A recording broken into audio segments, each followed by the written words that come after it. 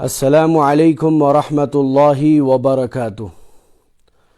آج کا پہلا سوال ہے، کیا ہم مسلمان لائف انشورنس کرا سکتے ہیں؟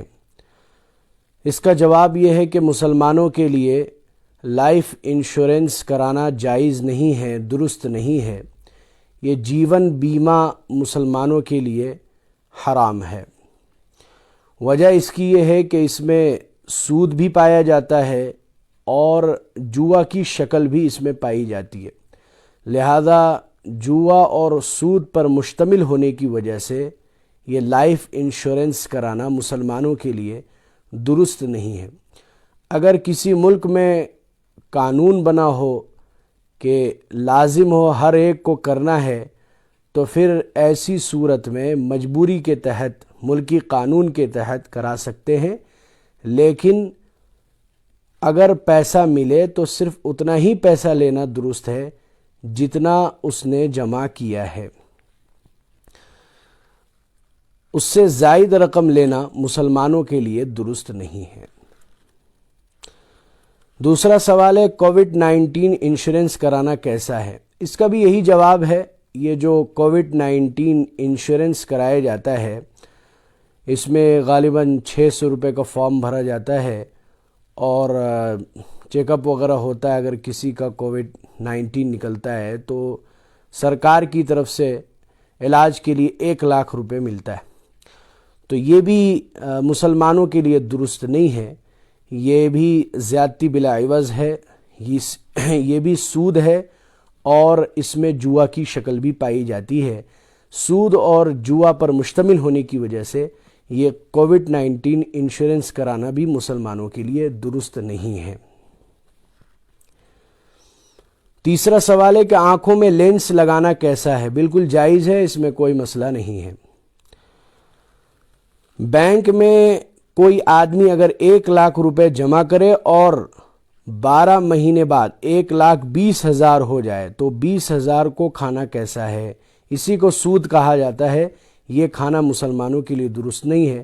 قرآن کریم میں اللہ تعالیٰ نے فرمایا ہے وَأَحَلَّ اللَّهُ الْبَيْعَ وَحَرَّمَ الرِّبَا، صاف طور پہ اللہ تعالیٰ نے ربا یعنی سود کو حرام قرار دیا ہے، لہذا یہ جو 20,000 روپیہ زیادہ مل رہا ہے اس کو بلا نیت ثواب غریبوں میں تقسیم کر دینا چاہیے، ضرورت مندوں کو بلا نیت ثواب دے دینا چاہیے۔ اپنی ذاتی مفاد کے لیے انٹرسٹ کا پیسہ استعمال کرنا قطعاً درست نہیں ہے۔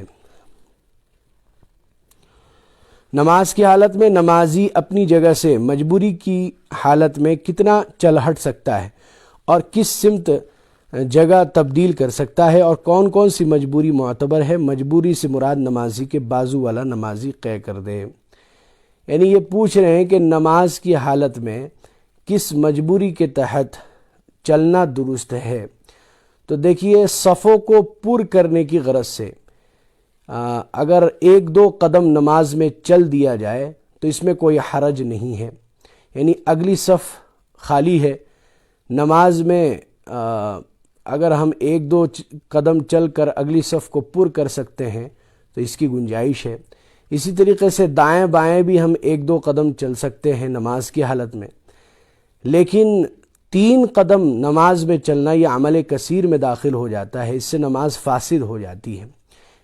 اب صفوں کو پر کرنے کے لیے اگر ہمیں کئی قدم چلنے کی ضرورت پڑ رہی ہے تو اس کی ایک ترکیب یہ ہے، فقہا نے لکھا ہے کہ ہر قدم پر ہم 1 تسبیح کے بقدر ٹھہرے، ایک رکن کے بقدر ٹھہرے، اور ایک رکن جو ہے 3 تسبیح کے بقدر ہوتی ہے۔ تو اتنا رکن اگر ہم ہر قدم پر ٹھہر کر اگر صفوں کو پر کرنے کے لیے اگر ہم قدم کو بڑھاتے ہیں اور اس میں 3-4 قدم بھی ہو جاتا ہے تو اس میں کوئی حرج نہیں ہے، نماز فاسد نہیں ہوگی۔ تو یہ ضابطہ ہے، فقہا نے اس کو لکھا ہے۔ اور جو آپ نے سوال کیا ہے کہ مجبوری سے مراد نمازی کا قے کرنا، تو نمازی اگر قے کر دیتا ہے تو اس کا بغل والا شخص جو ہے جو نماز پڑھ رہا ہے، اگر اس کے سامنے یعنی سجدے کی جگہ پر قے وغیرہ ہو گئی ہے تو ظاہر ہے وہ اس پر سجدہ تو نہیں کر سکتا، تو وہ ذرا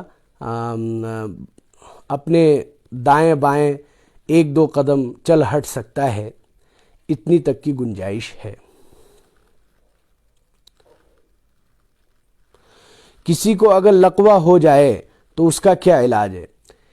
کسی کو اگر پیرالائز ہو جائے تو اس کا ایک عمل ہے، ایک وظیفہ ہے کہ سب سے پہلے 11 مرتبہ درود شریف، اس کے بعد 21 مرتبہ سورہ فاتحہ، اور پھر اس کے بعد 11 مرتبہ درود شریف، اتنا پڑھ کر پانی پر دم کر لے اور وہ پانی اس مریض کو جس کو لقوہ ہوا ہے، جس کو پیرالائز ہوئی ہے، تو اس کو پلا دے۔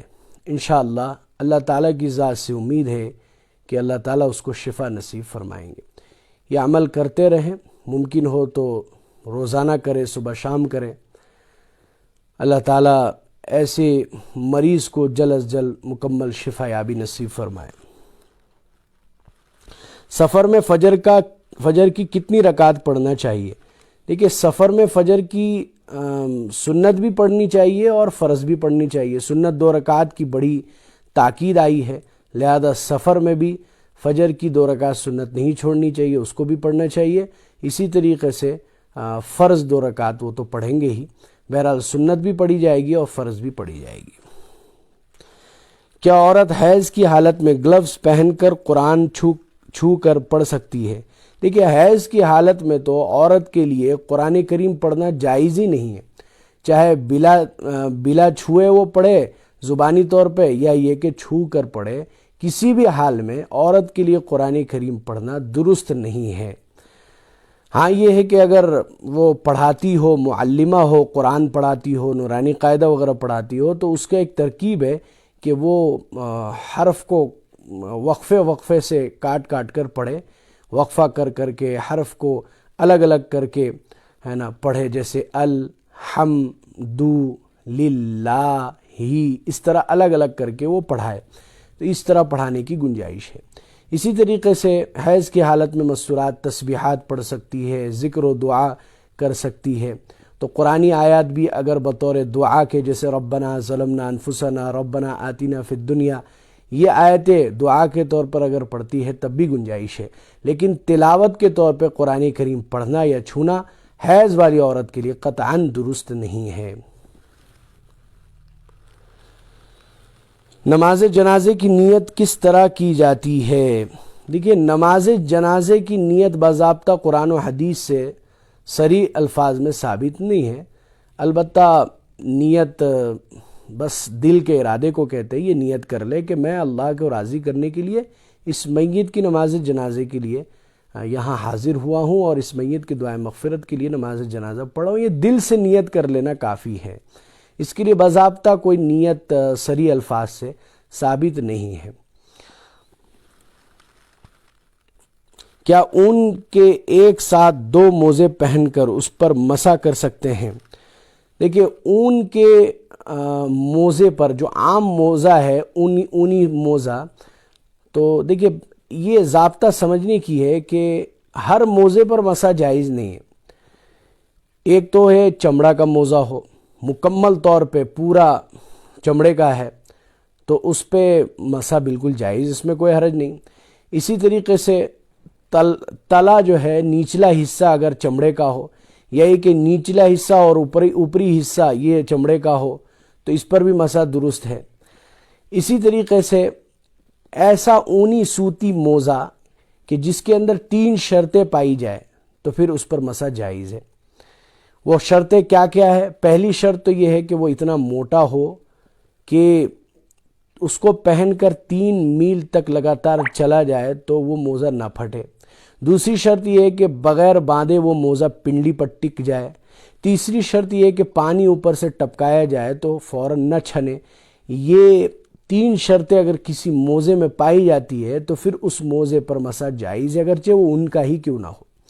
لیکن عام موزہ جو آج کل بازاروں میں ملتا ہے، ہم نارملی یوز کرتے ہیں، پتلا موزہ، اون کا سوتی موزہ وغیرہ، اس پر مسح تو بالکل جائز نہیں ہے، اس پر مسح قطعاً جائز نہیں ہے۔ تو بہرحال یہ آج کے سوالات تھے۔ اللہ تعالی ہم سب کو ان مسائل کو اچھی طریقے سے سمجھ کر عمل کی توفیق نصیب فرمائے، آمین۔ السلام علیکم ورحمۃ اللہ وبرکاتہ۔